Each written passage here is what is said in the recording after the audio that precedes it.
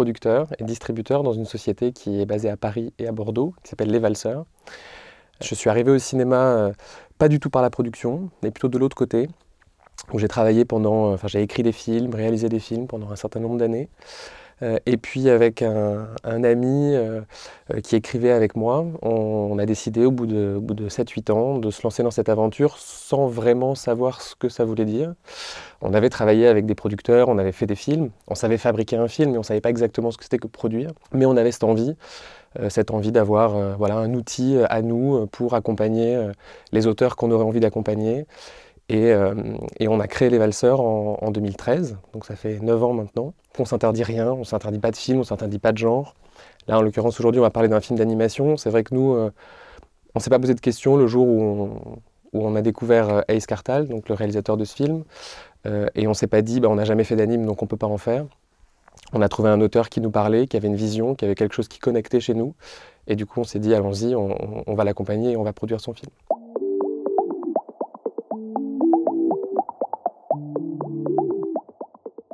Ace Kartal est un réalisateur qui vit en Turquie, que nous avons rencontré au début de la création de la société. En fait, il avait posté sur Facebook un petit bout d'une vidéo qu'il avait faite, donc en animation, qui portait déjà un geste assez fort. C'était minimaliste dans le dessin, mais c'était politique, c'était engagé, c'était en réaction à la censure au moment des mouvements protestataires en Turquie à l'époque.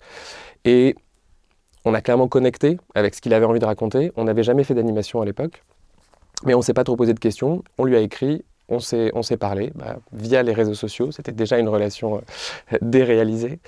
Et on a fait ce film qui s'appelle Marche arrière, donc en 2013, un film de 4 minutes.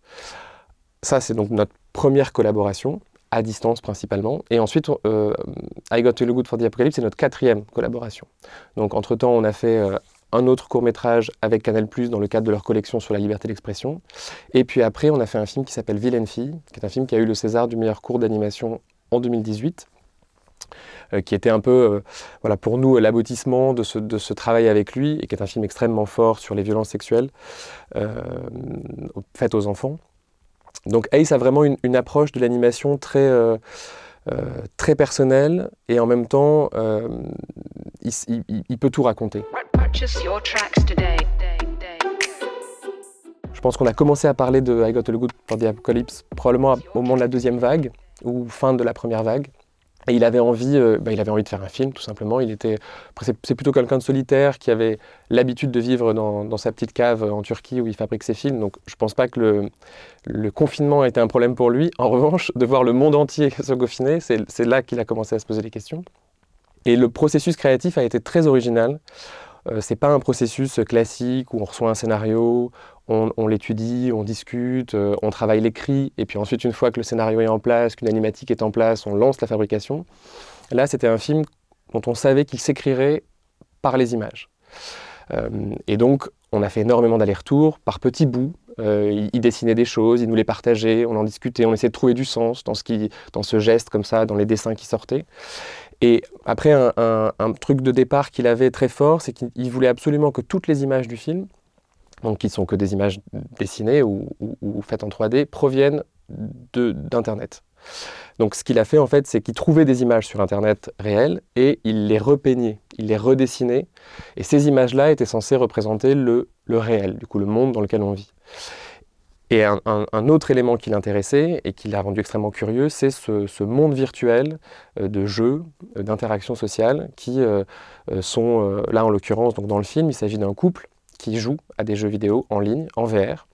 Donc déjà, ça c'est quelque chose qu'il fallait qu'on comprenne, ces gens qui passent énormément de temps à jouer.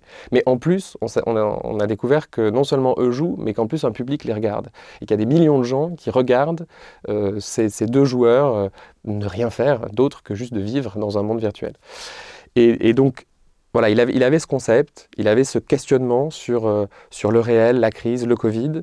Et à partir de ces images réelles de jeux vidéo 3D et les images qu'il repeignait, il a voulu construire ce n'est pas une histoire, c'est plus une expérience qui nous questionne, nous, sur notre rapport aux autres et notre rapport au réel.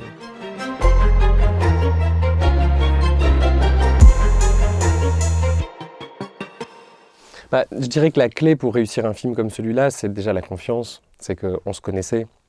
On avait déjà fait 3 films ensemble, on peut faire des zooms, on peut se parler, c'est extrêmement fluide, on se connaît, il a confiance en notre vision, nous on a 100% confiance en sa vision. Donc l'idée c'était d'arriver à ce qu'il écrive le film avec les images.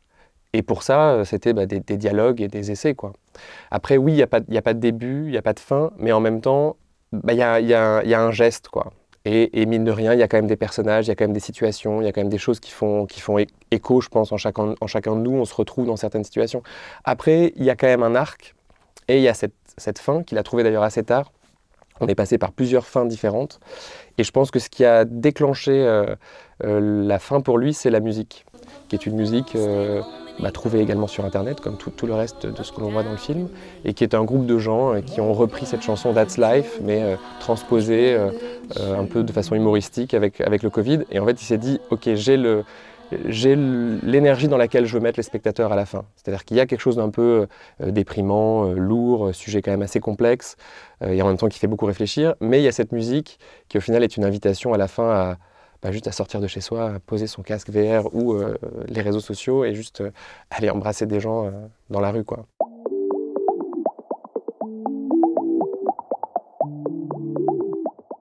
Je crois beaucoup que le film, il perdra jamais son actualité, il perdra jamais sa contemporanéité, parce qu'en fait, il dépasse la question du Covid.